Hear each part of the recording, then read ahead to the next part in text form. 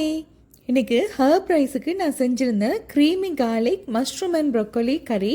ரொம்ப டேஸ்டியாக எப்படி செய்கிறேன்னு பார்த்துடலாம். அதுக்கு நான் இன்றைக்கி 1 டேபிள் ஸ்பூன் அளவுக்கு பட்டர் எடுத்துக்கிறேன். பட்டர் நல்லா உருகினதும் 1 டேபிள் ஸ்பூன் அளவுக்கு குட்டி குட்டியாக கட் பண்ணின கார்லிக் எடுத்து நல்லா இந்த மாதிரி கலர் மாறி வர்ற வரைக்கும் வதக்கி விட்டுடலாம்.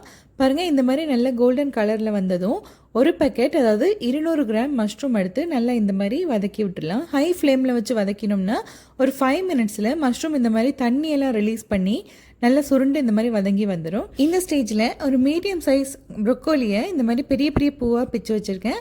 அதை நம்ம இதில் சேர்த்து லைட்டாக ஒரு 2 நிமிஷம் வதக்கி விட்டுடலாம். இந்த பச்சை தன்மை மாறாமல் இருக்கணும், அந்தளவுக்கு வதக்கினா போதும்.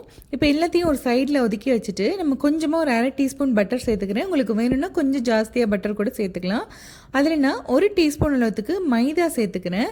மைதா இந்த க்ரீமி கார்லிக் மஷ்ரூம் கறியை கொஞ்சம் திக்காக்குறதுக்காக நம்ம சேர்த்துக்கிறோம். மைதாவை இந்த பட்டரில் போட்டு நல்லா வறுத்துக்கணும். வறுக்கலைன்னா அந்த பச்சை ஃப்ளேவர் அந்த கறியில் இருக்கும்.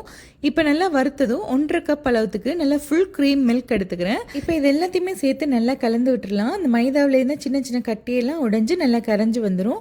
இப்போ தேவையான அளவுக்கு உப்பு, 1 டீஸ்பூன் அளவுக்கு சில்லி ஃப்ளேக்ஸ், 1/2 டீஸ்பூன் அளவுக்கு மிளகுத்தூள் சேர்த்து எல்லாத்தையும் நல்லா கலந்து விட்டுட்டு 2-3 நிமிஷத்துக்கு கொதிக்க விட்டோம்னா இந்த மாதிரி கன்சிஸ்டன்சியில் வந்து கடைசியாக 1 teaspoon Italian seasoning, 1 table spoon mozzarella cheese, கொஞ்சமாக ஸ்ப்ரிங் ஆனியன் சேர்த்து இன்னொரு 1 நிமிஷத்துக்கு கொதிக்க வச்சோம்னா நல்ல திக்காக க்ரீமியான மஷ்ரூம் ப்ரொக்கோலி கிரேவி ரெடி ஆகிடும். நீங்களும் ட்ரை பண்ணி பாருங்கள்.